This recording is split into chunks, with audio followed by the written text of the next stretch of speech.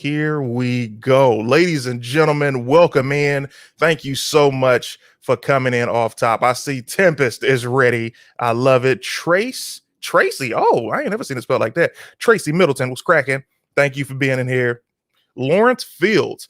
CT, I just want to thank God for you and your wonderful wife. You guys make content that I can truly say I enjoy it all. Please know that you guys are a blessing and keep doing your thing. Wow, Lawrence, did not expect to read something so dope so early in the show, man. Blessings to you. Thank you so much for that love.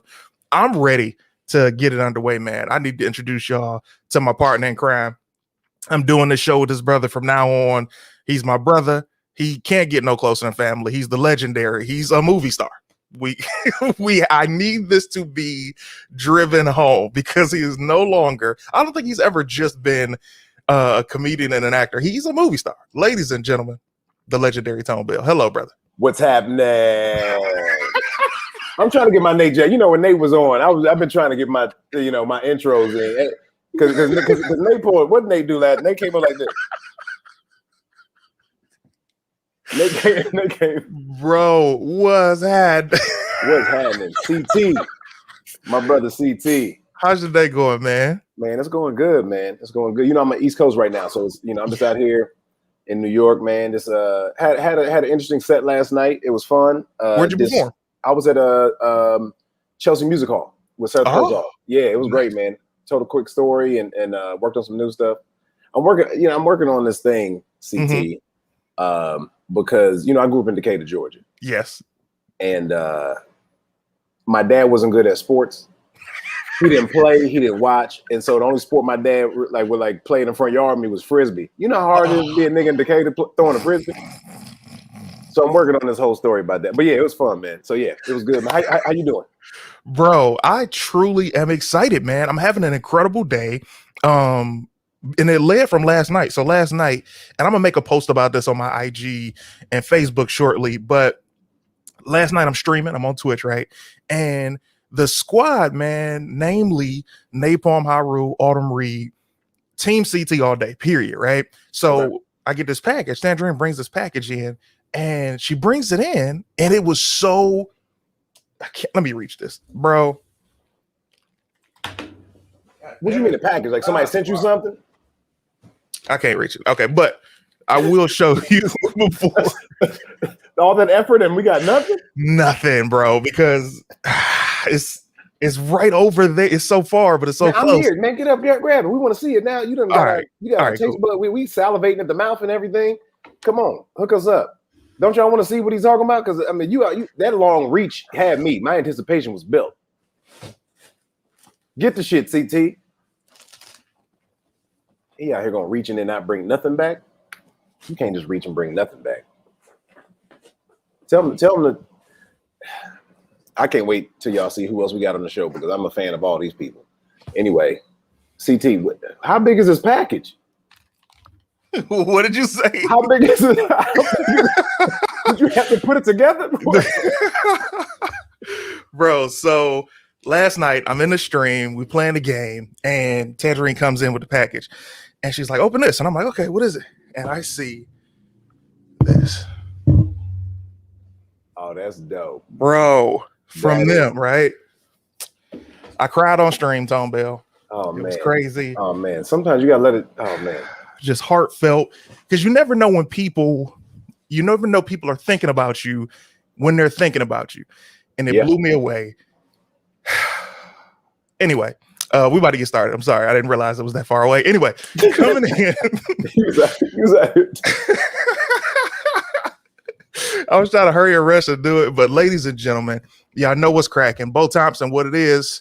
I want you to introduce the first two guests. Man, the first two guests. All right. I'm going to go ahead and go one of my big brothers who I learned a lot from, also from Decatur, Georgia. Okay. Our mama's got the same hairdresser. You've seen this brother in Halloween. You've seen him on Queen Sugar. You've seen him in Ray Donovan. Look, man, this brother got more TV and movie credits than me. You call me a movie star. This is my big brother here, movie star. Please put your hands together for brother Omar Dorsey. And might I add, played one of the coldest killer / drug dealers in history. Yes, sir. I'm gonna say it. Yes, sir. You know, we do what we do. Can't help it. That's my brother right there. Let me tell you something. This dude. Let me tell you something about this dude. This dude has taught me how to not only have a night at the bar, have a great time. Mm-hmm. Oh yeah. And then stay professional, get up at 5 a.m. and go to work the next day. Damn right. Wow. Hey, look, man, gotta make the donuts. Hey, you gotta make the donuts. Yo, Omar, first of all, I think the first time we met was at Inside Jokes in Hollywood Comedy Spot. And you walked up and I literally fanned out because I had just saw your work and I was like, yo, and you're like, what's up, man? Like, he was just so cool. Like, nothing Hollywood affected him at all. He's like, hey man, how you doing? I'm like, bro, do you know who you are? He was like, hey man, you know, but you about to tell some jokes in there? And it was just cool ever since, bro. Yo, I remember that day too, CT. I think we've been cool ever since that day. Yeah. Ever since that day, man. Let me tell you something. I be hating Omar too, because anytime we go somewhere, I'll be like, I'm on TV too. I'm on TV. Look, we watched. Where we go? We went to that Kanye concert. Oh, the lady didn't even scan his ticket. What?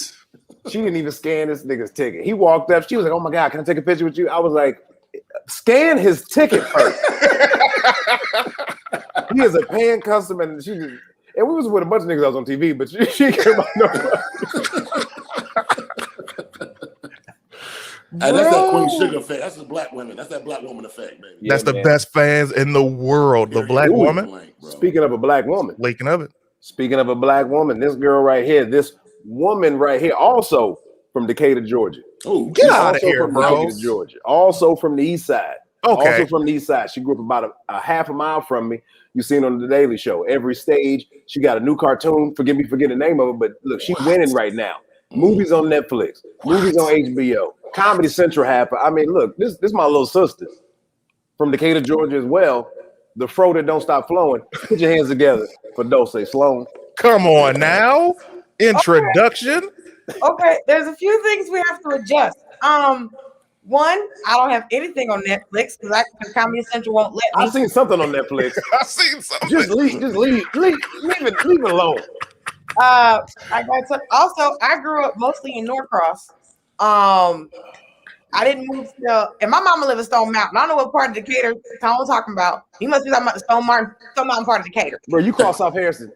You in Decatur. My mama on South Indian Creek in Redan, and she ain't move over there until I graduated from college. I spent most of my life on Singleton Road speaking Spanish. Fine, though. Fine. Good God. Let me tell you something. You destroyed his entire introduction. No. Listen. But you do. I don't live there. I ain't been on none of that. I mean, I do have a movie on Amazon Prime. See, I just want to make sure but Amazon Prime ain't Netflix. You see what I'm saying? But you know what's funny? He was gonna look at Netflix first anyway, and then go to Amazon. This is how Amazon's bigger. Yeah, I don't listen. I know they send a nigga to space. That's all I know. I don't know. Oh, you know, that was like the epitome of like when you do comedy and you be like, yo, y'all, give it up, BET All-Star, Def Jam favorite, give it up for such and such. And they be like, hey, man, I ain't never been on Comedy View. Nigga, just take it. Only reason, now, I've been touring clubs and colleges all over the country way before I even left Atlanta. Okay. So I will always take that credit. But I'm in the movie Chick Fight on Amazon Prime. I just want you to be able to find Chick Fight. me. Gotcha. That's the only thing I said something. And also, you know, I like, you know, busting my brothers. The only thing I had right was the east side, apparently. I mean, nigga, I grew up on the north side. So I said North ain't no one to the east side. No, but where your mom at now on the east side? She is, but bruh, you know Atlanta rules. I graduated from high school in Gwinnett. So I'm from Gwinnett. Wherever you graduate from high school from, that's where you from. Hold tight. I didn't know you then. That's a good one. You did not know me. Coming in right now. Speaking of finding somebody, I have tried my best. I will do 1 million lives or TV shows or whatever I have to do to add to this sister's fame. She is, when I tell you, she's transcended comedian. She's that funny. This would be her if she worked at Burger King. She's one of my favorite people on the planet, always on TV. Literally gave a TED talk last night of why you should not do non-union work because she is in that goddamn union. You understand me? Ladies and gentlemen, one of my favorite people on the planet. She's hilarious.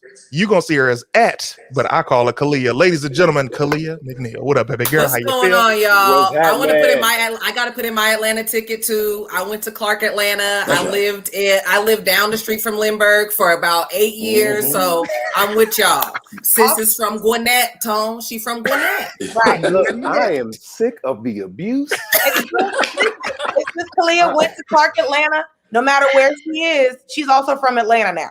Right, That's true, and that's true. the West End when it was dangerous because I went from 05 to 09. This is pre Oh. Walmart. This is Publix Right. West End. Right. Yeah. So they really listen. I didn't know that there was. I know they was trying hard to get the West End, but Willie Watkins was still alive.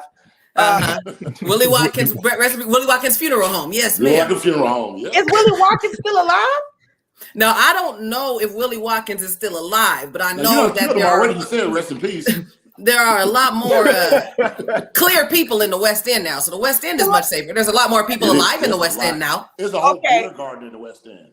There's Yeah. a Yo, Willie A. Watkins, right? That's his name because I just Yeah. saw I an know episode of Love and Hip Willie Hop. Watkins. Well, you know, because now they call it the historic West End, so it's different. Now. Ah, Yeah. It's ah. historic. Oh no, his historic. Oh yeah. The white Them folks. water boys still out there, though. Mhm. Yeah, they I- are. Boys out You there. saw they were Yeah, trying they to pass, they were trying to pass a legislation against the water boys, and everybody was like, Yeah. Yeah. Nah, we paying them. Listen, So, he on the street with a cooler in the middle of the day. No, but Yeah. they mama parked across the street, so why you worried about They it? fine. It's for the basketball team. It's for the basketball It's team. for the Relax. basketball. Relax. New uniform. They need New Jerseys, baby. They need New Jerseys. I don't know all the Atlanta talk. I'm tired of paying for these little niggas' jerseys. I don't even know if y'all went to the championship. I don't know where you play To at. say they didn't play, sis. I'm not going. They didn't play. They don't even sis. look There was- agile sometimes. Man, you gotta look like an athlete. But show me a picture in the old jerseys and be like, you know what? Yeah. You look. This why we need the new one. Look at this. Exactly. If you Yo. show me, I'll buy y'all niggas some new jerseys. Just let me see you. Y'all ain't even outside asking for water in the old jerseys. Y'all in regular damn clothes. I'm like, yo, let me just like, you know what? These jerseys kind of raggedy. Right. Tell your mama to call me. I'm gonna call Tone Bell. We'll get the whole. Y'all niggas have jumpsuits, new shoes. My mama do t-shirts. Y'all niggas be suited and booted. Oh shit. Yo, Prove. so as you know, story time, we talk about a specific subject that we all have been through and have a story about. Today's subject is brokest moment you've ever had, man.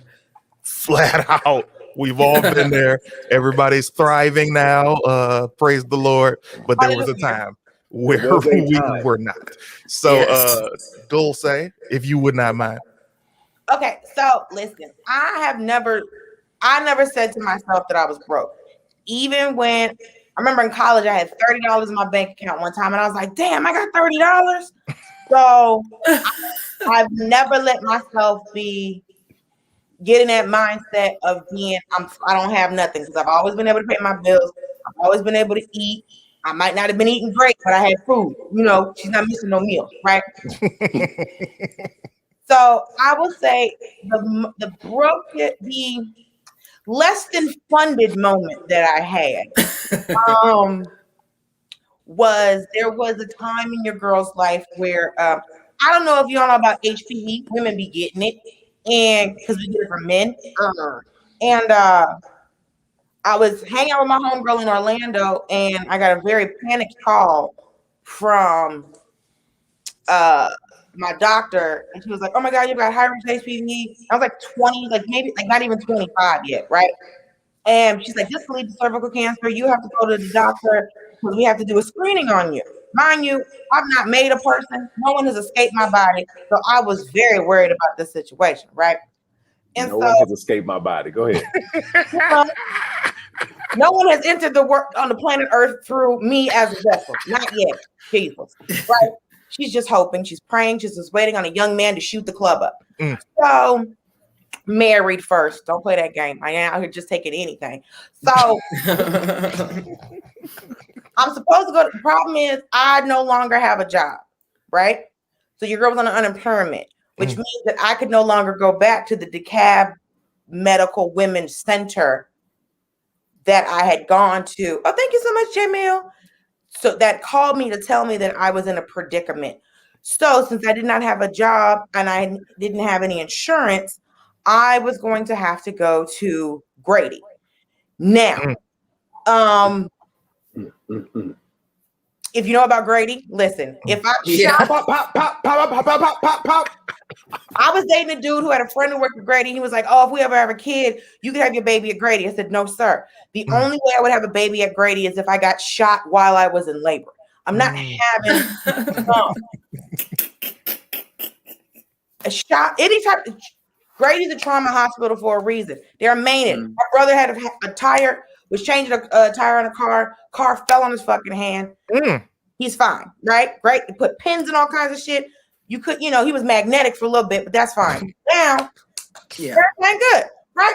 So at the time, not only was I not working, but I needed I was driving a Mercury Sable at the time, and I needed new brakes. Because I was not working, and my ex, who was a mechanic, was not talking to me at the time, I was not going to be able to get said brakes. Now, they have, I'm not going to explain the brakes, but it was metal on metal, right? You was out here screeching. I mean, just a pure marching band coming down the street, right? Whistling. Just an outcast interlude, just coming down your block, right? Just all the noise. And so I was like, okay, I'm not gonna be able to drive my car because, like I stay around the corner from Tom's parents' house. So I was not gonna be able to get my car all the way to Grady because I was worried that the brakes was gonna lock up and my car wasn't gonna start. So I had to take Grady. I had to take Marta to Grady. So I was like, you know what? I'm gonna put on my nicest sundress. Try to come and just looking as Caucasian as possible, right? A big hat, right? So I put in the cute little black and white gingham check sundress and had to take the train to Grady. I get there and the lady says, so I had to get a referral sent over. And the lady goes, okay, well, we don't have your referral. And now I'm upset because I'm like, bitch, they told me I could have had cancer. So call somebody to make sure that I'm not going to lose my uterus. What are you talking about? So I'm talking to another black woman. So she goes and gets, so it's like 30, 40 fucking minutes. They come back and they're like, okay, we got the referral. So now they got me sitting up on the table in Grady, right? Just a table, just like like the niggas play spades on? No, I'm on, since you were not a late, so I'm on the stirrups joint. The legs. Yep. Right. So I'm on the stirrups joint. The table. Right. The table. Also, it was a special time in a young girl's life. No. I'm on the table and there's padding underneath me. There's a lady in there. I believe she was Ethiopian who would not get off the phone. She's talking the whole time. She also handed me a maxi pad that I think was just the pins cut in half, right? Good night. So she gave me a mattress pad, right?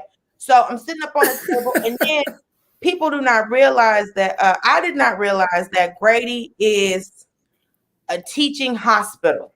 Oh. So that means that the interns from Morehouse. Not the intern. Not the intern. No, Morehouse School of Medicine. Give them credit. Morehouse School of Medicine. I apologize for the inconvenience. Morehouse School of Medicine. Thank you. Yeah. So the young menses from the Morehouse School of Medicina are working there, and there was a young lady who was a resident, and then these Morehouse cats also was interning there. So they got me up in the stirrups, right? And they're doing all kinds of shit. At one point, they just built a giant microscope, swing that bitch over, trying to kaleidoscopes, periscopes, all kinds of shit. And while we're in the process of doing this, there's students that will come in, but it was multiple students. No. So one would come in and then they stand there for a second and then they leave. And this happened and the second time it happened, I looked at the girl doing my exam and I was like, the next motherfucker that walks in here, I'm charging admission. Are you kidding me? It's a peep show at this point. People pay for this. You're not gonna walk in, and then the last nigga was texting on his phone, walked in, looked over, and was like, And I said, Bring your ass back. They were like, he's not even. I said, I don't give a fuck. He cannot walk in here, look at my vagina, go, and then walk the hell back out. Nah. He got to stay. It's a cold game. Motherfuckers from the mailroom coming up. Yes, no, this nigga got to stay. He can't go nowhere. So I just made this young man begrudgingly sit there while I was getting this exam done. Also, these are interns. I'm dealing with a resident. There is no full-on doctor yet. I still have to wait for the doctor to give me the all clear. Yeah. So she's down there looking. Yes, Tangerine. It was very embarrassing. I didn't appreciate it. And that's why I made him stand there. So I made him come back. So he's standing there. So eventually the doctor walks in, and it's this little tiny white man with a receding hairline. He comes in and he takes a look in the in the opticals, so because I'm sitting there laid up, and then he comes and looks and he goes, okay, well, well, and he's like, okay, well, I just want to tell you that everything is fine, you don't have we don't see any evidence of there being any cervical. I was like, oh, thank you so much. And then he gave me some information that I'm not going to share. But he basically was just like, so he was like, oh, and also I was looking, he said, I do have some fun news. And I was like, what? So he just explained to your girl that your girl got a wop, is what the man told me. Hell yeah. And then he was like, have a nice day, and then walk the hell out. And then also, because what they do, I had to get a copo. So I'm at the poor people. So what they do is they literally take something that looks like a mascara wand, because they have to collect cells. They have to scrape it against your cervix to make sure that you're going to have one later on. So, and then after this harrowing experience, this Ethiopian nurse was still on the fucking phone, handed me another mattress pad to put it, to put on, and was like, all right. And then I had to get back on the train. That was my only question. Did you have to take the train home? Yes, because it's for Uber and Lyft. So I had to take the train back home. That downtown Marta. So I found a way to find a job. I was like, there's no way. Because I had already gotten kicked out of because technically I couldn't go back to the DeKalb Medical Women's Center anyway. Because I got in a fight I got in an argument. Well, fuck. Well, fuck him. Wow, I think they cut her off. And then she got cut off. And then she got cut off. Well, fuck, and the DeKalb Medical said, no, ma'am. But yes, that was one of the times that I was less than fiscally popping. Let me tell you something. First of all, damn, that was a story. You understand me? That was a journey. Yo, that was I'm a Southern girl. I know how to weave a weave. I know how to tell a tale. You know what I mean? I can spin a thread. Second, yes, murder after Grady is second degree assault. Thank you, whoever posted that. That would be Erica Alexander. Let's also, as we move forward with the stories, y'all, you can cuss, but don't go too crazy. We try to keep this shit green. You understand me? Y'all hit me with the double X. I probably threw the N-word around a couple times. No, I ain't tripping off the end. Just that F. I'm like, that was a hard F. Let me see if YouTube cool. In capital. No. You said the F word in capital letters, sis. It's okay. It kicked me off the internet. It said, goddamn. It said F word. Kick me off. It's a Christian computer. This is a Christian computer here. Please know that when I use expletives, they are not the punchline. They are too eccentric. They are the adjective. I love it. In the seasoning. I love it. Seasoning. It's a little hot. A little bit of Lowry's. Yes. You know what's funny? Like, even hearing that, I remember like at the beginning of me doing stand-up in LA, like, you go up, and if you're from a different city, you pretty much usually rock because the LA audiences are different than where we're all from. So I remember Chris Spencer and Sydney were in a crowd one night, and I was saying the N-word every other word back then. And I was killing. I came off stage hoping Chris Spencer is going to be like, man, that was an amazing set. He said, you said the N-word 117 times. And I was like, You ain't got no tags though. Like I could not acknowledge in a 7 minutes. in a 7 minutes. That's what I knew I had a problem. I'm like, I have to be more conscious of what I'm saying. No. Tone Bell, brokest moment, bro. Man, I'm gonna go moment that I felt the brokest when I so I got to LA in 2011, and after the NBC, the whole Center for Diversity thing, and then I ended up on my first sitcom, which was Whitney, and I made bullshit money on that show, but for what I was used to, I had never made money like this, right? Mm-hmm. So it was one of the things where I'm like, oh yeah, I did like 5-6 episodes, and then I went home for Christmas to go see my folks, and I was like, I remember before, because I was living in Dallas before, but I remember going home once, and the dryer would. It was like somebody in that dryer, and I was like, I'm buying my parents a new wash and dry, and so I went to like the y'all remember that it was like way down Memorial Drive. It was a Sears outlet. I knew you was gonna say the Sears outlet. The Sears like factory store or something. Oh yeah. And I went in the Sears outlet, and I was like, I had the money, I knew I had it, and I was like, give me the red ones. And they were like, sir, can we help you? I was like, give me the red ones from the commercial. I want the red ones. I want the red ones. Yeah. Give me the little, it sing when you push the button, it sing a little bit. And I was like, Mom, I'm taking, man. So I get there, and I was like, some dude, he didn't want to give me the customer service I wanted. And I was on Whitney. I had just done Single Ladies. I had a couple commercials out. So money's doing all right. And man, let me tell you something. I walk up there, and this little black girl finally helped me. White dude would help me. She was like, can I help you? I was like, yes, I want the red ones. She was like, these red ones? I was like, these red ones. She was like, I'm going to meet me at the register. I get to the register. I run my card, and that bitch gets declined like 3 times. Oh. It gets declined like 3 times. And they were like, are you sure? And the bank called me while I was standing at the register and asked me, was it really me? Because I've never spent this much money in one transaction. Yes. And then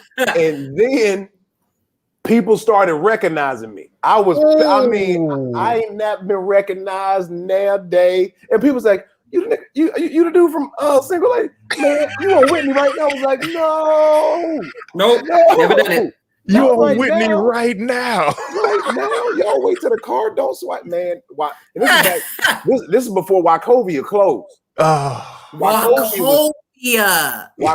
I had a watch over your card. And I'm sitting there. Yes. And I was like, no, it worked. It worked. Keep swiping. It worked. And I was, man. Rub on it a little bit. Spit on it. And man, I was like, y'all got a plastic bag? Let me throw it in that bitch. Blow on it like a Nintendo card. Right. I had it next to my cell phone, so that's probably why, because I had it next to my cell phone. Yeah. So like a hotel key. I can't get in my room either. It was like, I know, and that's when you want to bring up a receipt or ATM balance or something to be like, no, seriously, I have it. I have it. And why would y'all recognize me now? Right. I ain't never been recognized before, and I ain't never looked broke. I mean, I ain't have like crazy money, but it was like, I know I could afford this. But luckily it all worked out. It worked out, and then I had them delivered on Christmas Day, or like maybe the day Christmas Eve. But man, that shit, pardon my French again, but that shit had me out. That's when that moment where like, I know I got it, but I started sweating. I got that embarrassed sweat. I was like, that's because you get PTSD from being broke. People don't get that. When you go from being broke and then like your first couple of years of having a little bit out of being broke, you get PTSD. Like, no, because I remember, bitch, like a year ago.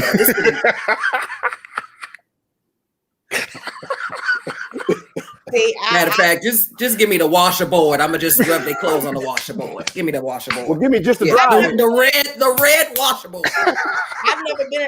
I've never been in a situation where my car got declined because I always knew how much money I had. So I was not gonna have myself out here acting like that I had it. But if you're used to spending under, $200, by the time you spend $1,600, they're like, these ain't you don't move like this. No. Georgia Credit Union. So these motherfuckers, I had not used the card in like a while, right? Because I was in LA, so I wasn't using it. I come back to Atlanta. I'm trying to get $50 worth of stuff at a Walmart, and the card don't go through, and they call me and they're like, "Is this you?" I said, "Bitch, fuck that. It's $40 in a Walmart. It shouldn't matter who the fuck's using this card." Forget the yellow on this video. Yeah, keep going. It's $40 my guy. I didn't buy a TV. I brought bruh. I'm buying bags of salad for my mother. Run the fucking card. That's the one. That's the That's the Yeah. That I is was broke. That was the bank being some assholes. We hear that. No facts. Bitch, it's Walmart. Go ahead, do your thing now. Just be free, everybody. Just be Listen, free. hold on. I'm surprised they even had them red washer dryers because them bitches was a hot commodity now. Hey man, I wanted the LG. Mm.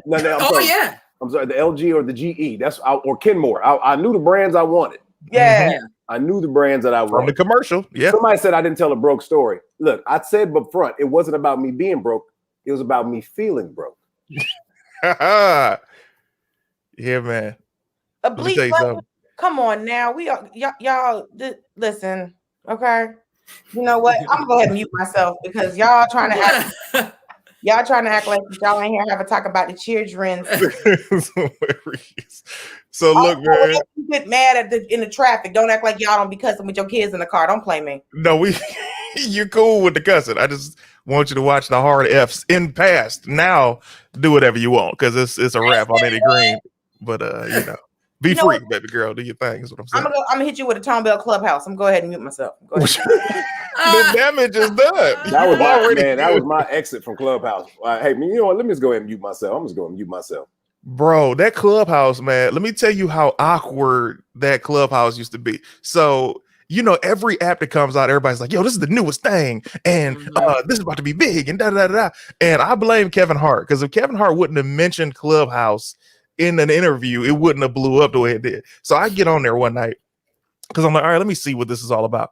Soon as I get in there, there's literally 4 people in the room, right? That's not a problem. However big your room is, cool. I'm thinking I'm about to dip out.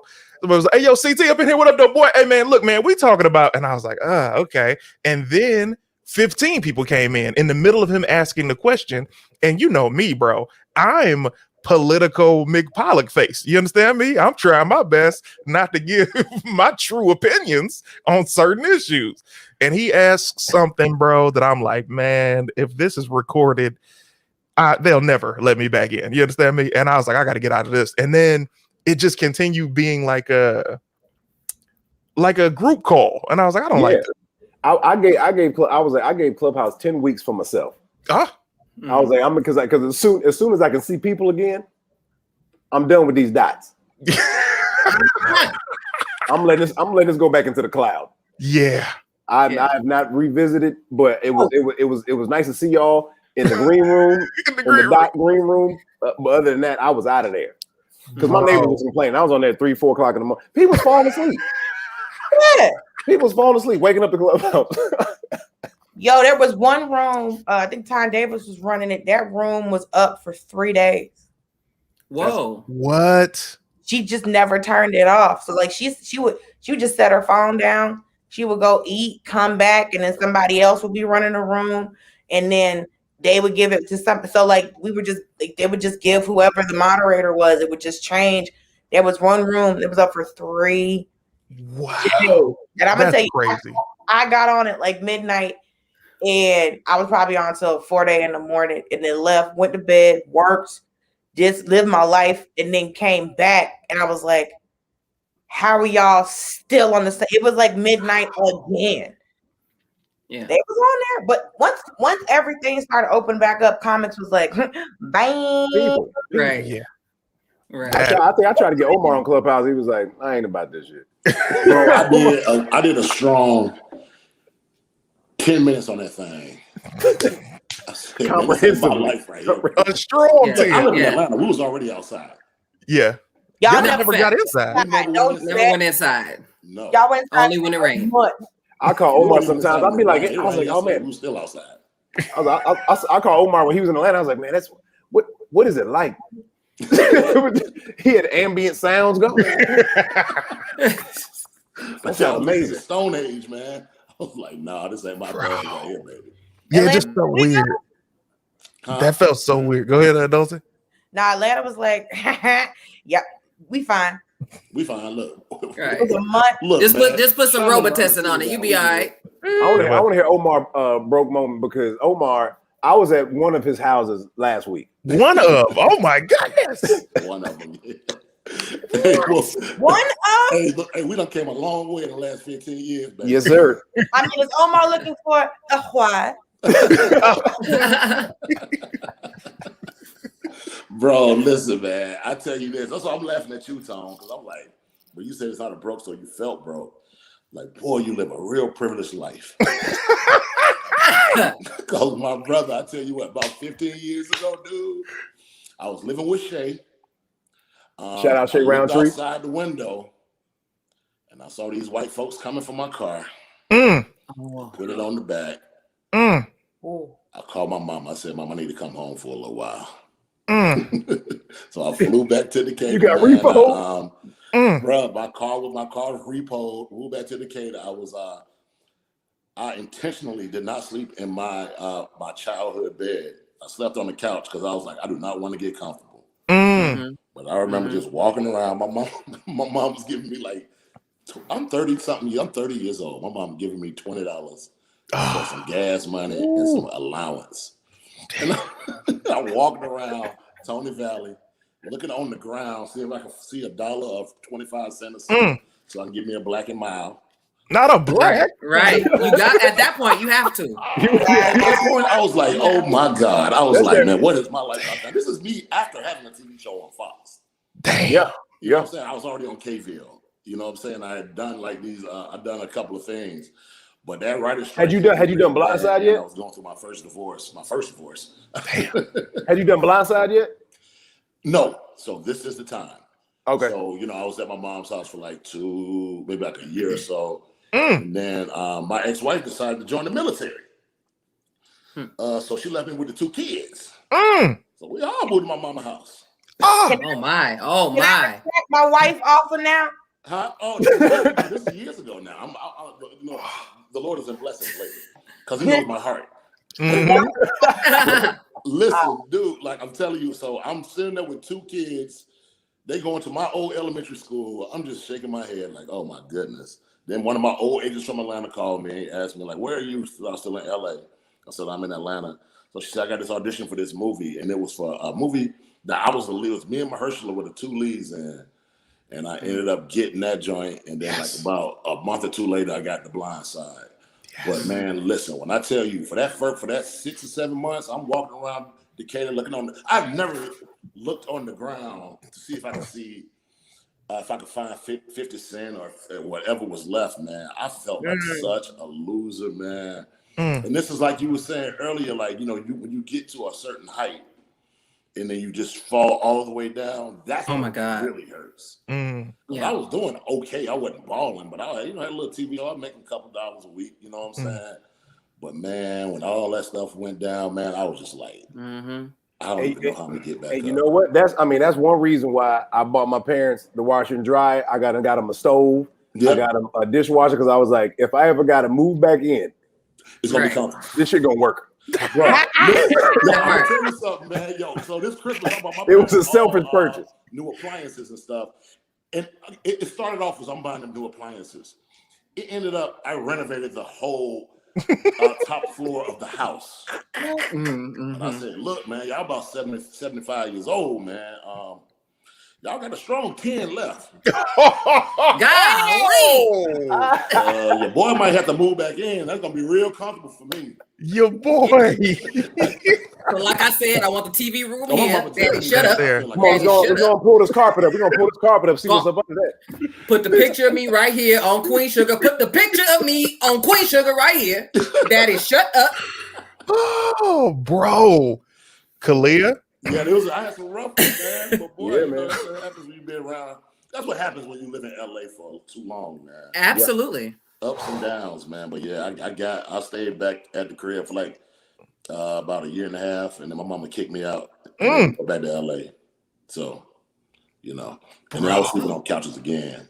I wasn't ready for Boy, that. it was tough. Then I was living in an efficiency apartment. God, I had a rough little you over here playing back then. At this point, you're reminiscing. It's okay. Let it off your chest, brother. I really need to talk to somebody. Y'all like my therapist right now. See, I tell you what I appreciate. Man. Omar here like I was eating tuna out of a can. I didn't even have a can, Tone. With chopsticks. I was eating tuna with chopsticks. Out of a pouch. I couldn't even afford a can. Tuna with chopsticks. Out of a pouch. Oh, man. And I was saving the chopsticks after the tuna. Hey, you know what though? Eating other stuff with the chopsticks. What'd you say, Omar? I can't eat McDonald's no more. So Damn. Bro. That just you hurt know my you heart. broke when you know like all of like the fast food like receipt options, like how to get the free food. Like Chick-fil-A got the best. Like just do the survey. Yeah. You get a whole ass sandwich. Yeah. Oh, For Burger free. King got the same thing. You get a survey on the back, you can get a free Whopper.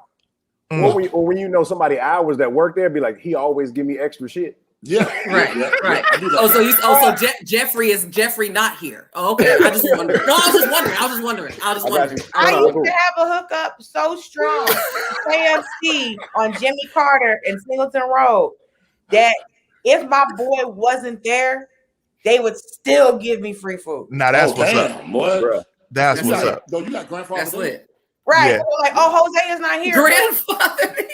Bro, I used to have a hookup. I used to have a hookup on gas on Panola Road. Oh, it was what is that? The quick trip off of Covenant Highway. Yeah. Covenant Highway. It's either Covenant Highway, Panola. No, so Panola Road. Yeah. Panola Road. My boy Dennis used to work over there. You would come, you fill your car up, then you go outside. He give you a refund on gas that you pumped, and he would give you $50 to get gas, and you give him 25 back. Hell yeah. How long before? Okay. Before he got fired? Yeah, how long before he got fired, bro? He got arrested for that. That's gotta be a federal crime. Right. He's currently in Clayton County Jail. He's in Clayco as we speak. Clayco. Bro, let me tell you something. He had to go to federal prison for that one, bro. Back up. Yeah. How did it work? So you would pump gas. So he would you know how when they used to like turn the pump on before you paid? Yeah. Right. And it was an honor system of you actually giving them the money. Oh, You pump your gas, you fill up, you go inside. He's like, sorry about that. He got a whole script. Sorry about that. That's a look on his face too. Yeah. Sorry about that. And then he'll give you about $43 in a refund, and you'd be like, yeah, man, and don't let it happen again. I'll see you next Tuesday. And then you would give him half the money. And then that was the deal. That was the deal. You had to give him high half. school, I was a chicken man. I used to work at the Miss Winters in Avondale. Ooh. Bruh, I had it pumping out that thing. Remember that? You remember the first scene in Atlanta, season 2, when they shoot up the Miss Winters? And Miss Winters, I was really selling that chicken. And Miss Winters, when you come in, give me $3-4, you get your whole box. get your whole box. Yeah. You said Mrs. Winters? Miss Winters on I know what you're talking about. In Avondale. Let's go to Avondale High School. Yeah. Boy, that thing. Yeah, I know that. Boom, Yeah, but I used You talking about the one by Mama Showcase? Yes. Yeah. No, look further down, like in Avondale. Station. Oh yeah, I know the one you're talking about. Train station. Yeah, ain't too far from Mama's. I used to work at when I was in college. I worked 2 jobs. I used to work at the Long John Silver's. Sorry, my bad. On Jimmy Carter and Singleton Road, right up the street from the KFC we used to get the hookup at. And y'all used to swap it out? We didn't swap it out, but what would happen is I had a boss. Chicken for fish? Nah, I had a boss. Can I get some of them crisps? I had a boss that would talk real slick. So what I would do is it's real disrespectful, right? Yeah. So that's how Tony eat peanuts and also fried clams, right? What you eating? Fried? I'm just eating fried. Just a little crispy thing, a little fried. So he would talk real slick. So what I would do is when you would order a combo, it didn't come with a drink. So every time he would talk real slick, I would be like, hey, he would get to the window. I'm like, you want a drink? Like, I didn't order a drink. I was like, I didn't ask you that. You want a drink? We're like, yeah, let me get it. It was wild. People would order fish combos at 10:30 in the morning and get a root beer. I still don't understand. Yeah. Very wild. Diet root beer at that. Right. Or sometimes I'd be like, because I speak Spanish. So, sometimes it'd be like, or, I tell him, hey, throw on an extra piece or something. Like, your girl used to get tips and drive through, baby. You understand? Okay. Listen. Okay. Or sometimes it's like, oh, I wanted to get 2 coleslaws, but I didn't try. Don't worry about it. That's what I'm talking about. Bruh, Yo, let me tell you something, bro. First, let me go back. Omar. Yeah. Oh my God. Brother. Okay. For those of you guys who haven't already been listening, Omar is probably the funniest brother that doesn't do stand-up that you're going to meet. These are just facts. It's not up for discussion. I've been wanting him to do comedy for years, but he has all the rhythm. Bro, when you say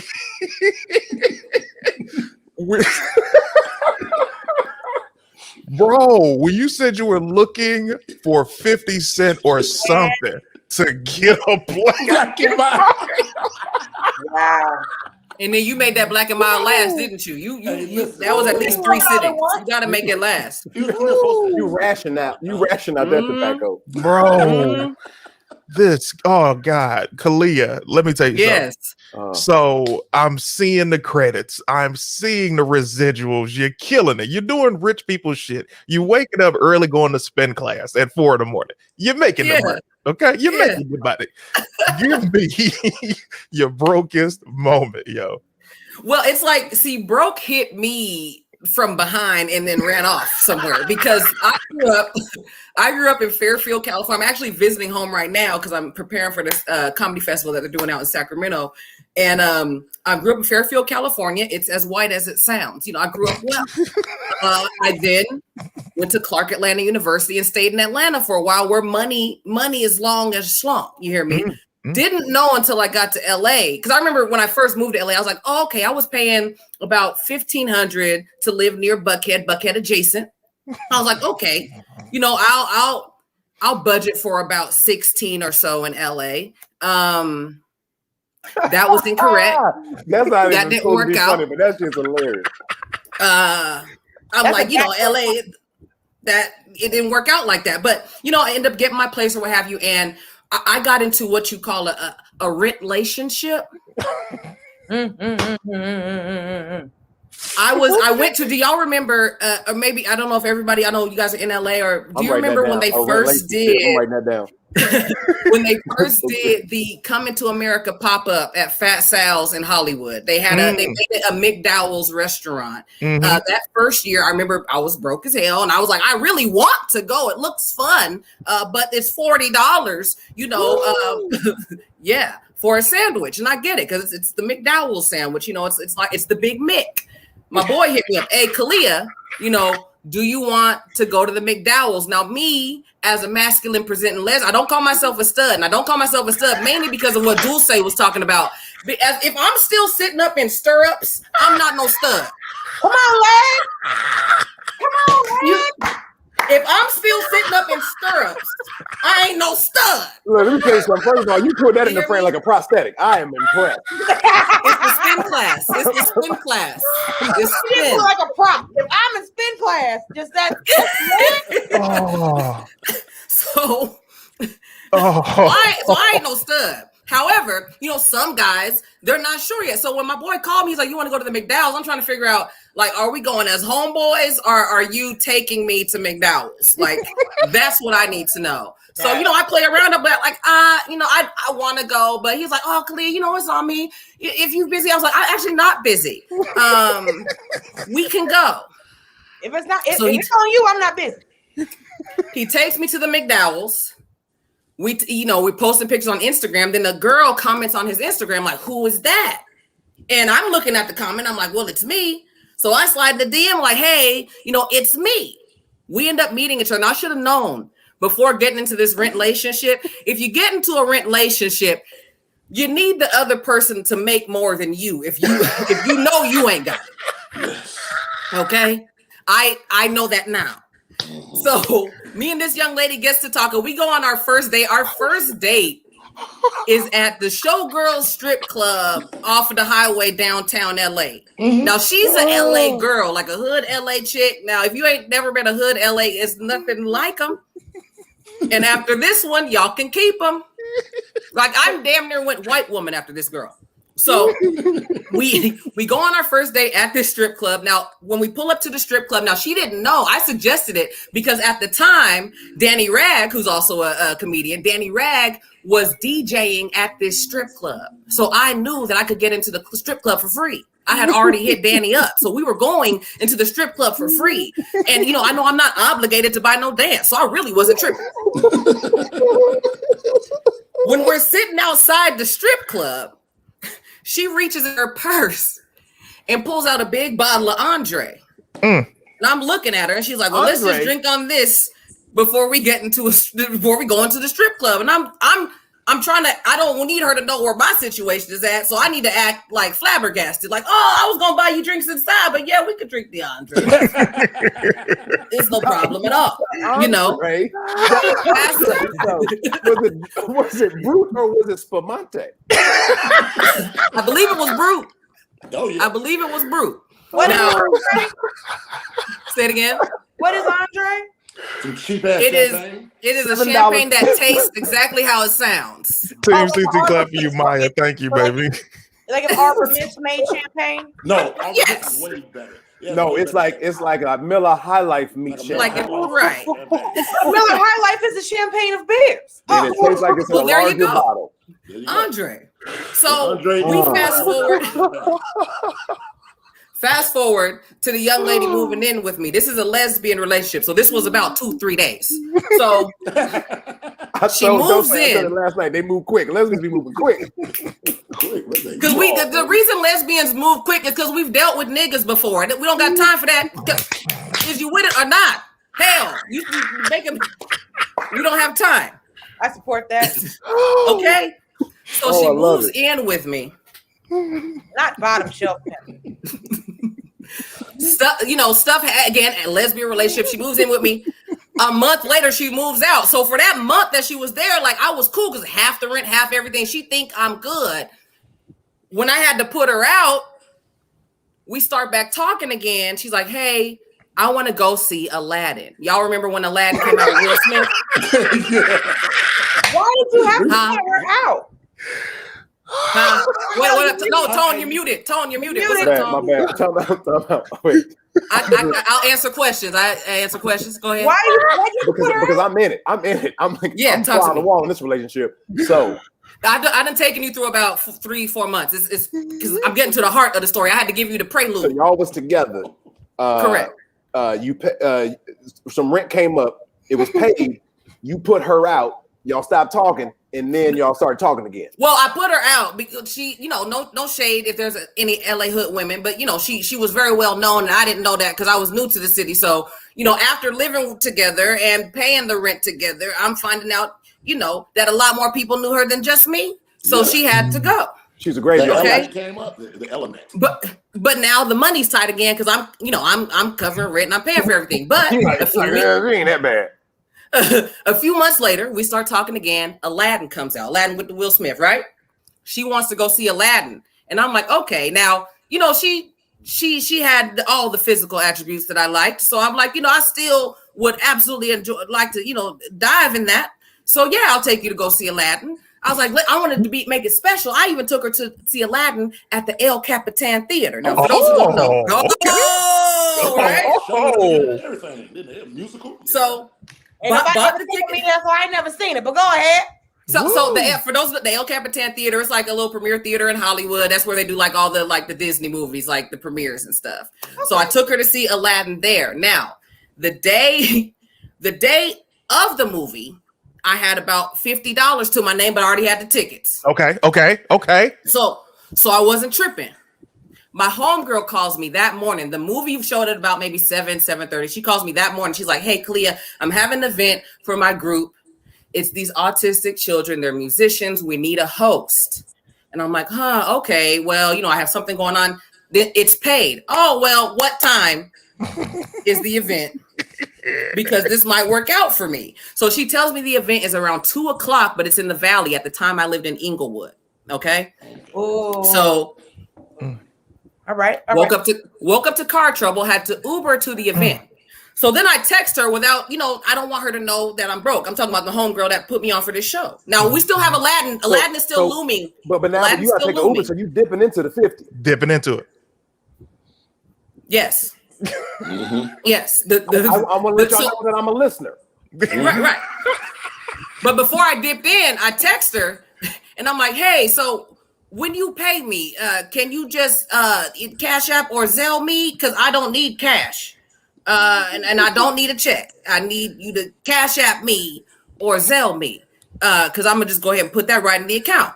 Because, I'm thinking ahead, right? Yeah.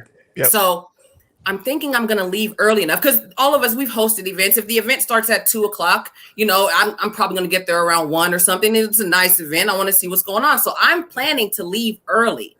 My ex comes over. And she's like, I want to go to the event with you. Damn it. Okay. Why? Nope. Look, no problem. We can go straight from the event to the El Capitan. Okay. I said, but I'm leaving at 12 because I done already checked the Uber prices. They were about $25 at that time. Yeah. Okay. I'm making sure my connection. Okay, good. So Uber price is about $25. This woman wasn't ready. No. Until about 12:45, 1:00. Now, if anybody's ever been to LA, an hour makes a difference whether you're driving or ordering anything. No. So now the Uber is about $70. Yeah. Okay. So I'm texting my friend like, hey, I'm about to be on my way. You can just Cash App me whenever. If you want to do it now, that's fine. She doesn't. So I had to go into my finesse. And this is a quick little tidbit for those of you if you're still in the broke life. Here's what you do, right? You order the Uber for somewhere closer. And then the moment the driver accepts and you get in the car, I'm talking about once you get in the car now, folks. Once you get in the car, you change the address for your destination. It will not update the card. Oh. Okay. I ordered the Uber.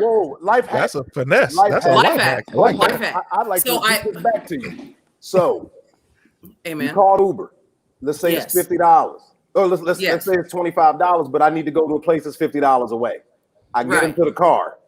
I change the address once he accepts the ride as I'm in it. And then my $50 ride will only cost me $25. No, you will end up getting charged in the long run. It's the mileage. Okay. You will end up getting charged in the long run, but you will get. So, for instance, had I with the $50 in my account and the ride being about $70 or so, had I put the address from my place to the show venue, it would have declined because I didn't have it in the account. I put it with my address in a place that wasn't far. And then once he accepted the trip, I changed the address. So once he ends the trip, it's going to calculate and it's going to charge me. By that time, I'm at the show. I've gotten my Cash App, whatever. Boom. Okay. Okay. So I got the money in my account, do the show. We then go to the El Capitan Theater. So now I've dipped in a little bit. I have about maybe $150 to my name. Okay. We're at the El Capitan. We're enjoying the movie. She wants to get something to eat. She wants to go to Yamashiro. Yamashiro is one of my favorite restaurants. Amazing restaurant. Best view in LA.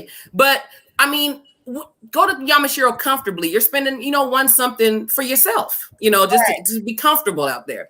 So I'm literally at this restaurant and I'm trying to act like I'm not counting everything that this woman is ordering. And I definitely pulled the, no, you can order first type situation. Got to do it. What do you want to drink? I'm good with water for now. What do you want to drink? Yep. Okay. Yeah, no, soda is fine actually for me. Go ahead and get your drink, sweetheart. No problem. Yep. So then it comes to my food. All I ordered was a side of fried rice.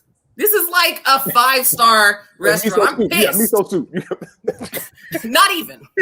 I got a side of fried rice and they added crab because I told them that it was her birthday. Oh, that's nice. Whispered that on the way up there. I said, it is her birthday. You whisper that. Yeah. Got my rice with my crab. She has a lavish meal in front of her. By the end of the meal, your girl is down to about $20. No. You still got money. And I lived in Inglewood, and we're coming from Yamashiro, which is in the Hollywood Hills. Okay, it costs $20 to even get an Uber to look at you to come out. They don't want to drive up there. It's a pain in the ass. I don't blame them. So then, now mind you, she's a hood LA girl, so she's a finesser too. So as I'm ordering my Lyft, I notice her watching my phone because I'm trying to like order the lift from like Yamashiro to like Hollywood Boulevard so I can do my finesse. And she's like, what are you doing? Just like put it, where are we going? And I'm like, we're going home. Like, relax. Like I walk away, order it real quick to Hollywood Boulevard. When we get in the car, do my whole thing, change the address to Inglewood. We get back to my house. This dumb woman leaves her phone in the lift. We're home now. I'm breathing because I'm like, okay, well, yeah, I won't have money for a couple days, but it'll be all right. There's noodles in the fridge, in the pantry. She kind of tuna and chopsticks. Hello? Look, and the thing, I can cook, so I can finesse some stuff. I'm not the one that's like, oh, fast food is cheaper. I can go to the grocery store for $5 and make something happen for at least 2-3 days. Do that. So I can make something happen. But then she hits me, she's like, I can't find my phone. So we're calling her phone. It's the Lyft driver, right? The Lyft driver was no less than maybe 4 or 5 minutes from my place. Like literally, she noticed it almost immediately. Okay. So I'm talking to him on the phone. Can you please come back? Now, I'm going to use a Peachtree equivalent for my Atlanta folks and CT. So, you know, I lived right off of La Cienega, okay? Lyft driver was still on La Cienega.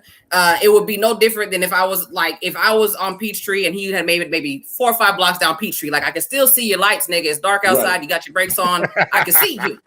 Like, it's me. And it's like, this me here. I'm in the street. I'm waving. He turns around, comes back and brings me my phone back. The next morning I wake up, I have another $25 charge from Lyft. No. For a returned item fee. And I thought I had beat that system because if you report it through Lyft, like, oh, I lost something. Yeah, they going whatever. But I'm on the phone with bruh. And he handed it back to me real smooth because he knew. He's like, well, I'm about to get you. Here you go. Got me for that 25. My name is Kalia, and this has been my TED Talk. Wow. I think First of all, go ahead. No, go ahead, because I'm still gathering. I'm still gathering too. We have a couple questions. Omar. Some ass. Yes, I did. I mean, you know, hey. Right. I've got a lot worse with pussy. Trust me. Okay. The gall of this woman. First of all, yes, the gall. All right. Thank you, Brother Bell. Yes, I am. Because I feel like I done dated this motherfucker too. You know what I mean? Wait. But I want to say, how was she full when we left the restaurant? Because if the car was, I'm like, look, take off. You a track star. Like, go after this phone yourself. You're full. You get the caloric intake, gave you the energy. Take the wheels off and run after this car. Okay. Thank you, Tangerine. Thank you. I don't listen. I have never been the woman to order a bunch of stuff at a restaurant because in my younger days, you didn't know what a man's financial situation was. But I'll say, if we pull up to a Chili's or Applebee's, I know the most that I can spend in this place. Even if I get an appetizer, a dessert, and a fucking main course, just me, this nigga's probably gonna spend, I don't know, $30. $30. Right. So, but if somebody takes me to a high-end restaurant, I'm expecting that you can pay for this restaurant. Now, Dulce, keep in mind now, this woman, I should have known better than to take her there for many reasons. Number one, I'm not shaming, but she grew up off of Figueroa and Imperial, okay? And even if you don't know where that is, it is how it sounds. Figueroa and Imperial. Ooh, what up, all right.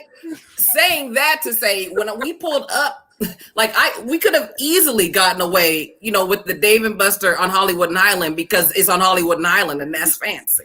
Like that's what I should have done. But again, we had just broke up. I'm like, and we're too, and this is the thing too that people forget about lesbian relationships. We're still both doing dumb woman shit. We just broke up. We have no business talking to each other. And we're both falling back in love over Will Smith, the genie. And now, had I been able to leave on time, a lot of this wouldn't have happened. Because I'm throwing prices out there right now, but the significance and the fare difference, because it took her so long to get ready, was detrimental to my meal. Like that's really what effed it up. Yeah. That's really what effed it up. I would say this. If I was in this situation, yes. If I told you to be ready at noon and you weren't ready at noon, I'm fucking leaving you. I'm leaving you. Only because now what I can say is, hey, this is a work thing. I have to be there at 1. Right. Or I have to leave at 12 to be there at 1. So we knew at 11:45 that this bitch was bougie. Omar knows this. But I needed vaginal vindication though. I'm like, no, I'm about to get this woman back. Like this is gonna be the one. Or it could be like, hey, I want to come to the show with you. If you want to come to the show with me, listen, I've never dated a woman before because it's hard enough dating men. So I'd have left her. I can't. Thank you, Napalm. My mama, I've seen my mama leave kids places. So no. I done broke up with a chick. I done broke up with a chick for being late habitually. That's different. And then when I scheduled the breakup, she was late for the breakup. She made you late. She was. Hold on, everybody. Hold on a second. Everybody, hold 1 second. My little brother, Deshae Frost, just dropped the 99 on your boy. Bang, bang. Team CT clap for you, brother. Deshae, we worked together on SWAT. Yes, he's on SWAT as well. Wait, we supposed to be giving you money? Hold on a second. Deshae, you are clearly going to do this show soon because you have some stories. I'm gonna text you. Anyway, listen, Kalia, this is what's unfortunate. National vindication. Make that a shirt. Look, that's definitely a shirt. Kalia, do you understand? Yes. First of all, everybody who's watching, understand right now that I told you so. When I introduced her and I gave that introduction, I don't just be giving introductions, folks. I don't just say good things about people. I don't lie. These are the facts, bro. Kalia has transcended comedian. She's hilarious and she's not even trying. Kalia, what became of this young lady is what I want to know. I absolutely stopped talking to her. I stopped talking to her. I really, like, in all seriousness, I had to take a clean break because that was like, it was mentally draining. It was physically draining, emotionally, all of that. Took a break from her. Apparently she has since moved to Texas, but I had my aha moment where it was like, Kalia, are you gonna be an asshole?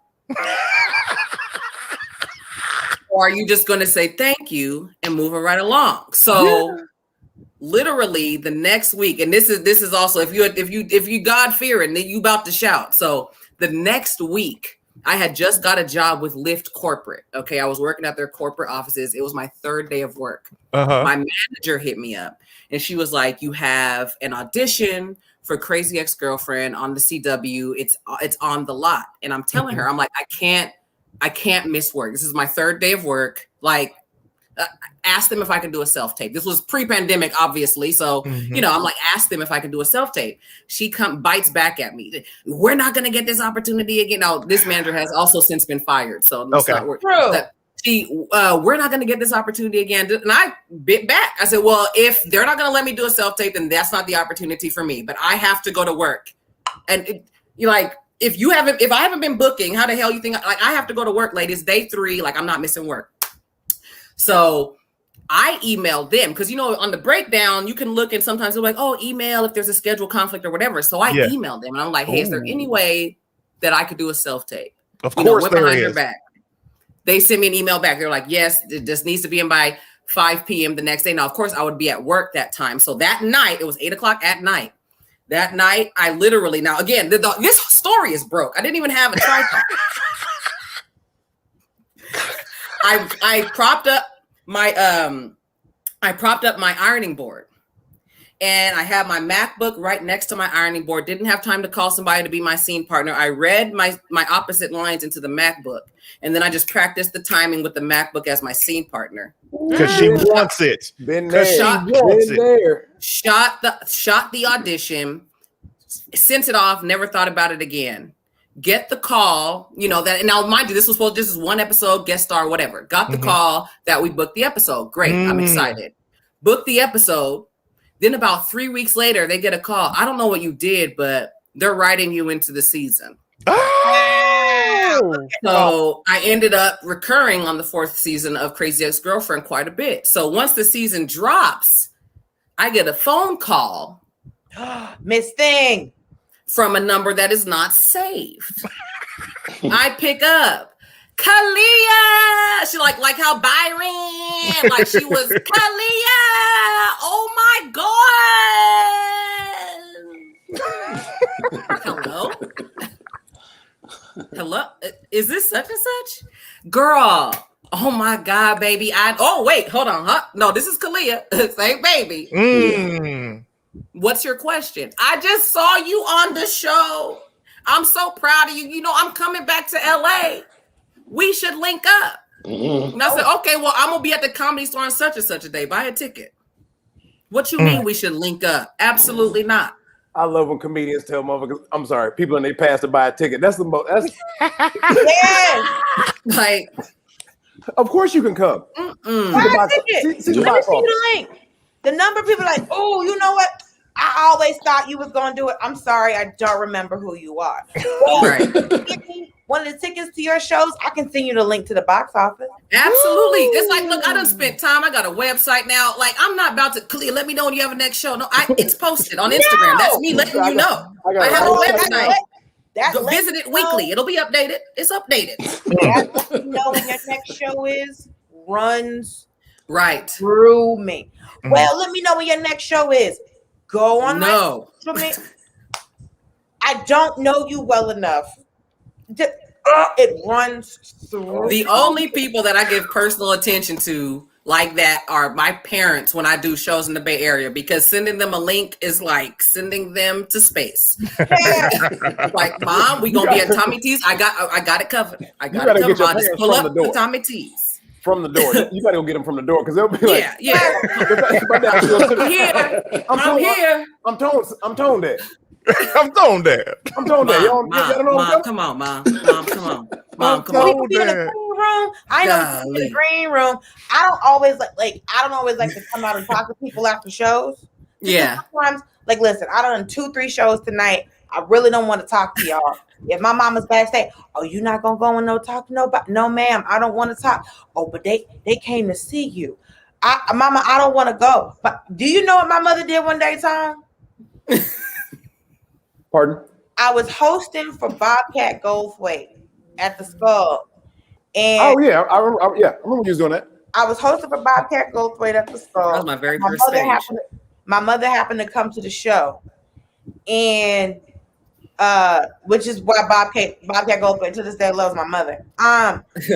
And he was like, he didn't want to go out because he had just done like a bunch of shows. He didn't want to go out. And my mother go to get something to drink, and a lady asked if he was gonna come out. And my mother comes back and goes, Bobcat, there's somebody out here that want to talk to you. And he was like, well, no, I'm not really trying to talk to the audience. She was like, you not gonna talk to the audience? And so she was like, well, come on. And she just kind of just let him. He was like, well, I'm not really in the. And she just kind of come on and just black mommed him out to talk to people. And then she came back the next day. And so at the end of the show, he looked at her and was like, I guess I have to go talk to people. She said, yeah, they came to see you. They came to see you. They came to see you.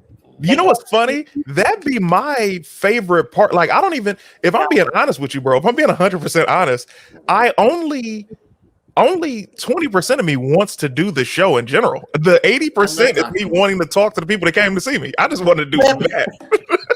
You want a podcast after the show? Yeah, I want to talk to the people. I'm not gonna lie. I just love when people come up and be like, "You was the funniest," and it's like another comic standing right next to you. That's on the show. Like, I mean, we was all funny, right? We was all funny.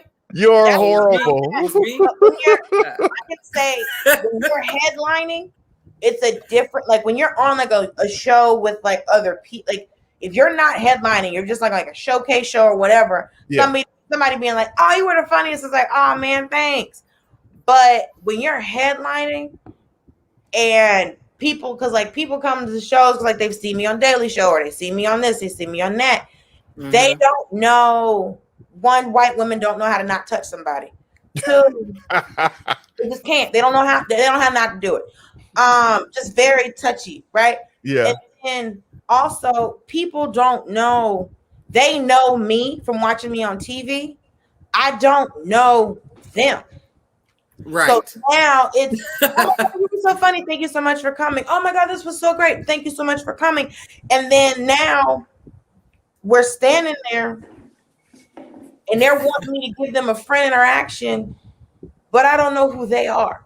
So now I feel bad that they're not having a good interaction with me because they're wanting for more from me. They're wanting friendship from me. Well, people do that thing too, where they go like they'll bring up something from one episode of a show from a scene they like, and they think that you were thinking that same thing right then. You're like, what are you talking about? You're like, man, you know, episode 4. And come on, episode 4. It was right after 3, episode 5.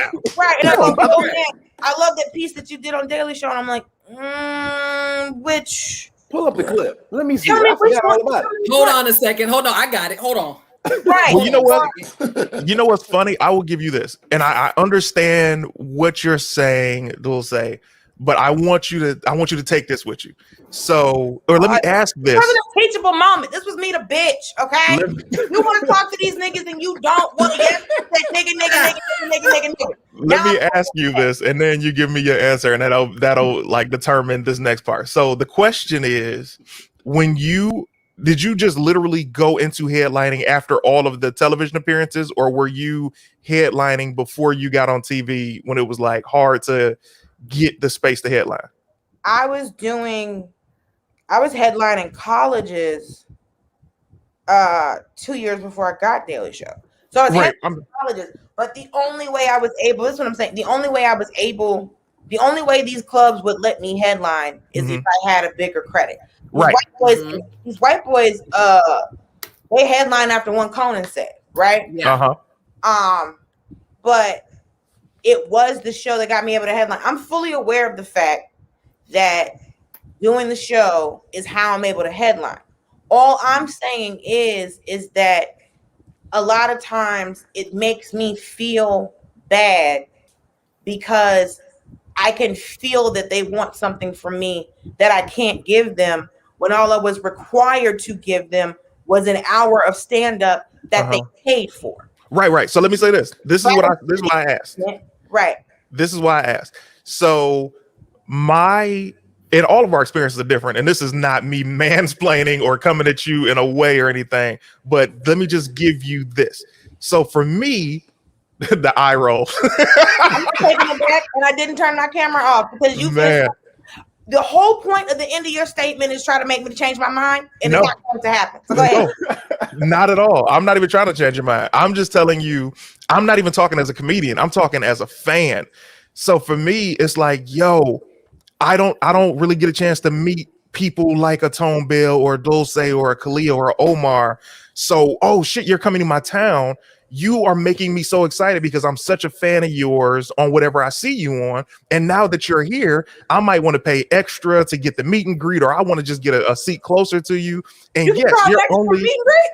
So the only thing that I can do is, man, this is an opportunity that I can finally tell Omar, like when we started the show, and I was like, Omar, oh my God, blah, blah, blah, blah, blah. You're amazing. And he was like, oh man, thanks, brother. It's like, never take that away from yourself, that opportunity for people to give you that. Because let me finish, baby girl. Let me get this sentence out. I agree. But let me get this sentence out, Dolce. Please. You understood what I said. Listen, but this is not me trying to change your mind. I'm really trying to finish. That you misunderstood what I said. I'm not. If you let me finish, you would actually see what I'm trying to say. Go ahead.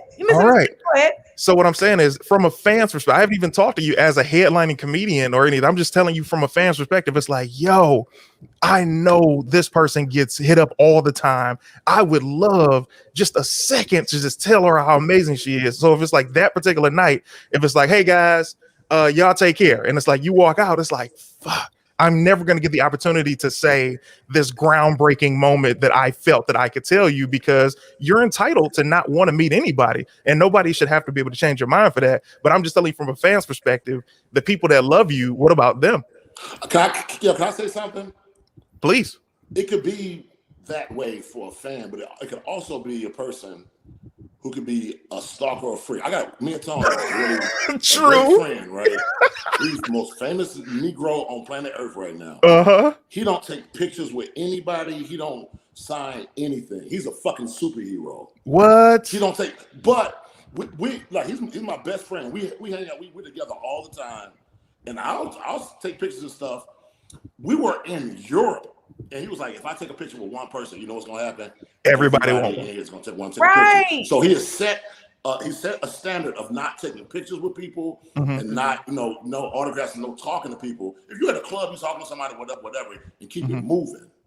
So I understand from both perspectives on it. Yeah. Some people don't want to be bothered. And that's what you're entitled to it. Movie, you come see my stand-up. That's what you are. That's what you have paid to do, and I appreciate it. But I'm giving you a service. Like he said, my office hours are dot to dot. This is not my office hours. I'm off work right now. And I get that. I respect that. Go ahead, Dulce. People also don't know the limits of that, right? Yes. So I'm at Tone's show last night, and there's a woman who is being very talkative, and she's interrupting Tone's set because she saw me come from backstage. She's like, "Oh my God, I'm such a huge fan." I was like, "Well, thank you. And I just want you to know how great you are on the show. Thank you so much for watching." I acknowledge, thank you for That's watching. amazing. Right? That woman. Acknowledge. That woman. That woman, right? So thank you for watching. She ruined that set. She ruined the set and then going to say, "I'm sorry." Wait, so hold on. Wait a minute. I should have mushed in the face. Also, I'm the one that had to call security to get them to shut her the hell up. So she comes up to me before his set and says, "I love you on the show." And I said, "Thank you," because I acknowledge that people watching the show is how I'm able to do the things that I'm doing. I'm fully aware of that. But people also people feel like that because they watch the show and because they are a fan, they are obligated to access to you at all times. Yep. Right. And that's my issue. So now she is, so I say thank you, whatever. She proceeds to heckle and interrupt Tone. Right? It was very aggressive. It was very aggressive. And at one point I had to get security. I had to ask the bartender, "Hey, can you get security to get them to finally talk to her?" But she'd already been interrupting him for the first 5 minutes of his set. So security goes and talks to her, and of course she wants to sulk and all this other nonsense. So then she gets to talking again. So we finally get her to calm down again and be quiet. And then after she has interrupted Tone umpteen times during the set, afterwards comes up to me. First of all, she puts her hand on my back. She could have just said hi. So Very touchy woman. very touchy. Very touchy. So so that's how they are. Very rough hands as well. These are the rude people and the creepsters. I'm never going to defend them. I'm talking about normal mother. What I'm saying. So she comes up to me and she goes, "Oh my God, can I take a picture?" And I said, "No, no." Yeah. And she's like, Then she asked me to take a picture right after that, and I was like, "No, not Yeah. Oh my goodness. Not with She your played actions. herself. I get it. Right. So if she had not been interrupting, You can't have me now." right.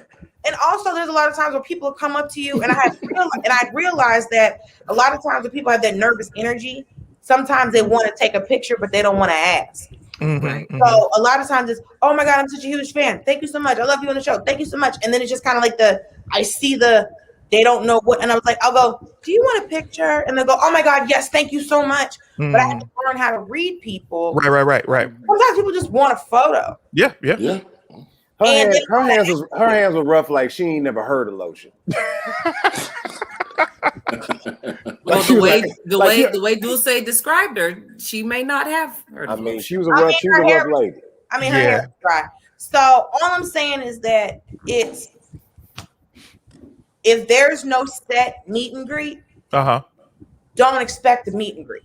No, absolutely. That's what I'm talking That about. makes sense. I've never paid for a meet and greet. I've never had shows where it's a set meet and greet. Because sometimes you have shows and it's like, "Oh, these people were drunk, they were rude, they were all of this stuff." I'm not coming out to talk to you if y'all. All you gotta do now is start coughing though. You start coughing. Everybody, you start coughing.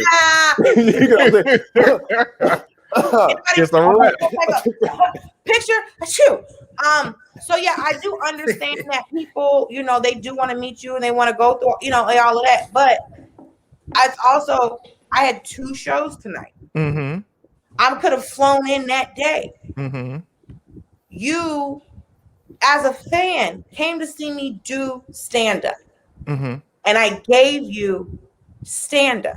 Notice I didn't roll my eyes while you were talking. I'm completely tuned in. It's just so amazing the respect that we're showing each other. Keep going. Oh no, I can roll my eyes and still listen, because the way I was able to roll my eyes is because I was listening intently. I can still get an attitude because I have to be focused. If I'm gonna disagree, then I have to have facts and figures. Okay. I have to have opinions to make. You see what I'm saying? So believe me, if I'm annoyed, I'm listening very hard, right? So I do understand that what you're saying, because I'm fans of people. I'm fans of comics and have to act like that I'm not a fan when I'm backstage because I have to respect their space. Right. So now, because of everyone feels like they have access to you because of social media and all this other stuff, and you don't. Please acknowledge Style by Nanthalie Dulce, please. She is riding hard for you. Please just Thank say you so something. much. Thank you, Style by Nanthalie. You know, again, so you know what? I gotta head to a show though. But you know, and I thank you so much, Natalie. You can follow me on social media because you know, God forbid I don't acknowledge a fan. And yes, the worst. I gotta put some shoes on. I gotta fluff this afro back out. So that's what's up. Would you like to say anything, promoting anything, Dulce, before you get out of here? I'm on the cartoon Great North. Thank you, Tom Bell, for propping your girl up. I forgot the name of it, but that's what it is. Listen, friend, if I try to remember all the jobs that Tom Bell had, that's the CBS receipt. My brother works. You understand? Yeah. What was the Amazon movie? Congratulations on the Emmy nomination for Sophie's Love too. Oh man, thank you, bro. Yeah. Oh, and you went to go. We didn't get nominated for Aretha Genius. I saw y'all niggas did. I was like, God damn. I thought y'all did get nominated. Killed it y'all got nominated too, right? Huh? Y'all got nominated. Cynthia got nominated. Oh, out of the entire show, bro. James Cleveland. Damn. God damn. I mean, my show got nominated, but that's fine. Kalia, the movie called Chick Fight. It's called Chick Fight on Amazon. There it is. Dulce Sloan, thank you so much for being here. Appreciate I'll see you in the West End, sis. What you gave. West End, ooh. The new West End. the new West End. Let me show you this picture. Listen, we all gotta go. We can all go and see. Listen, as long as Camp Record Store is still around, then everything. I think it is. Fine. Yeah, I think so. All right, Dulce, appreciate you. Yeah, man. So here's the thing: you didn't get a nomination. No. Bro, you literally destroyed. Hold on, Maui Bright Boy, Team CT clap for you, fam. Thank you. I voted for you. I voted for you. Look at that shit. Say, man, some bullshit, man. Bro, and literally, here's the thing, man. So even on that, I hit Malcolm as I'm watching it, right? Yeah. Malcolm Barrett, who plays Ted. I say, yeah. I talked to him a couple days ago. You're Ted. Like, I'm not even calling you Malcolm anymore, bro. You're Ted. Yeah. Y'all did such wonderful work. But in times like those, you got to remember that's why our people are so important, because we're the ones who are going to give you the flowers in which you deserve 100%. Because they're going to always overlook it. Yeah. So, wow, bro. That's crazy, y'all. Yeah. It's all good. Yeah. But I was surprised that the whole show didn't get nominated, but it's all good. My brother Tone's show did, so I was like, I bet. Let me tell you something. Go ahead. No, go ahead. No. I was about to say Tone gonna keep a nomination. That's the first thing. What's crazy? You was at the Oscars with the Billie Holiday. You had an Omar year, nigga. Hey, bro, we got Golden Globe, we got mentioned the Oscars, we got Emmy now, and two Emmy. Black Lady Sketch Show, but that was a guest star. But yeah, I'm glad they got their nomination too. But yeah, man, it's a lot of people winning right now, and I love. I've been doing this. I've been doing this on stage, but it's like it's even projects that we know, friends that if we didn't get it, friends that we know got it, and like that's still just as important, right? Because you want to support everybody. And I've been doing this joke on stage, but it's like I'm proud of everybody except for the most famous black man in America right now, which is Jake from State Farm. I can't stand.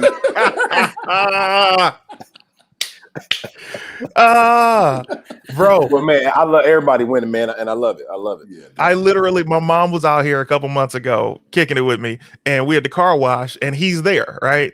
And I was like, "Hey, what's up, man?" And my mom was like, "Can I get a picture?" I'm like, "Oh, please, okay, hey, man." He was like, "Man, I would love to take a picture with her." I'm like, "All right, cool," because I would hate for it to be awkward when your mom is there. Yeah. So he was a super nice guy, which made me even happier for him because he's such a cool dude. Deserves the blessings, man. Yeah. Don't hate on that man, Jake. Since Spencer himself. Bro. No, let me tell you, I've never met him, but I heard he's good people though. I ain't never Great met guy. him, though. Kevin, Nice I heard guy. he's good people. Nice guy. No, the stories today, man. Oh my God. Yeah. Incredible stuff. First of I all, feel so Omar, much better. You got Omar, Actually. you and Get that Kalia off. have to come back. I'm talking about like after the next episode, y'all have to come back. Hey, Period. no vindication, bro. though. Shoot, I'm being in New York with Tom for the next few months anyway, so it's all Yeah. good. Are y'all shooting the same thing, or y'all just happen to both be in the Nah, same I'm city? shooting something different. No, you shoot something Gotcha. different. Yeah. Look at this working actor talk. Hey, you don't say he's doing this thing. We'll meet up in the middle, you You know. don't say that we'll He's get just down there. in Atlanta shooting. That's why he came over here to the new estate. The 7-bedroom. Let me say, okay, Omar, what do you want to say to the people before you get out of here? Anything you want to promote, plug, give it to them? Oh man, we got another season of Queen Sugar coming out in October. We got The Harder They Fall coming out in October. We got Halloween Kills coming out in October. I got a new podcast, serial podcast called The Lower Bottom. It's a Will Packer Productions. Just came out yesterday. So it's iHeartRadio. So it's on all, whatever any of the podcast platforms. So it's just been a lot of good stuff going on. I love it, man. Yes, Lexi, you're right. I already make mental notes for guests to come back and those that will never. Kalia, tell us what's going on your mind. Yes. If you are in Northern California, you can catch me August 6th and 7th at Laughs Unlimited for the Sacktown Comedy Get Down. I will be headlining on August 6th at the 8 o'clock show, so be sure to come out to that. You can also catch me the following 2 weeks at Flappers for the Burbank Comedy Festival. Anything else will be updated as we say. I'm not going to text you. You can check KaliaMcNeil.com or follow me at whatever Kalia. And also, y'all been sending this nigga money. $$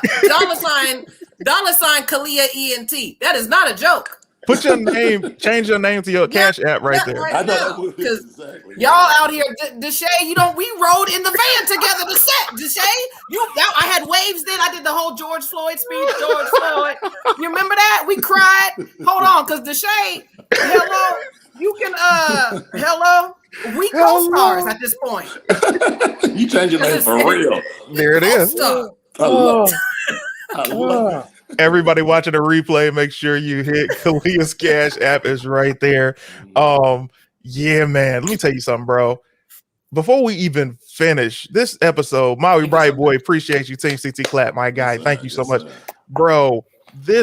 Oh my God. After we finished Sunday, Tom was like, yo, we got to do this together. I'm like, I would love that. And it is literally story time, man. Like Tone and I will be on the phone for like over an hour, just kicking it about stories. And it's like something that always draws us. So I love doing this. I love now doing this with Tone.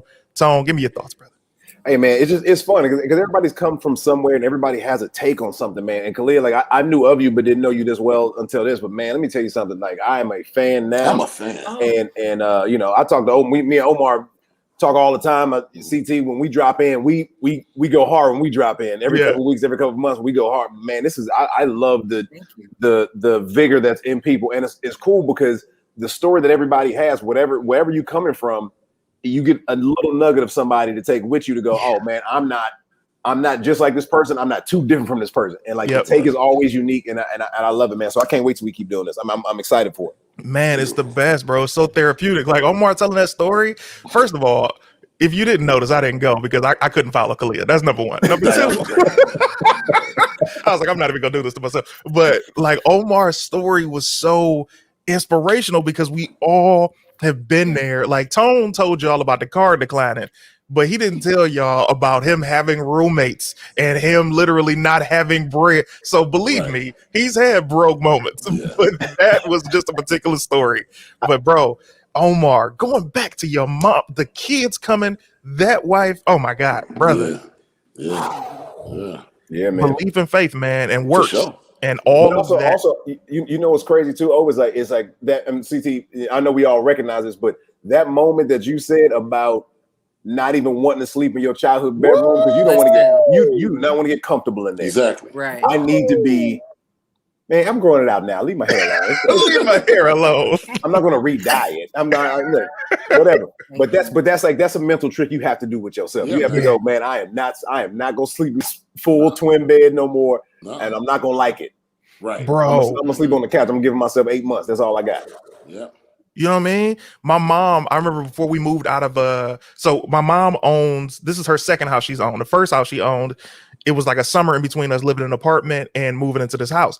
And when we were when we left the apartment, we went to go stay with my Uncle Clarence. And when we stayed there, my Uncle Clarence had an extra bedroom. My mom was like, no, we're gonna sleep on the floor on a pallet every day because we're going to make ourselves uncomfortable. Yes. As long as I'm uncomfortable, I'm going to get out of this place in a month and a half. And I was like, okay. And literally she did just that. And we moved into a house. So a lot of times you have to make yourself uncomfortable to get comfortable. And Omar's story is proof of that. Yes. Yes.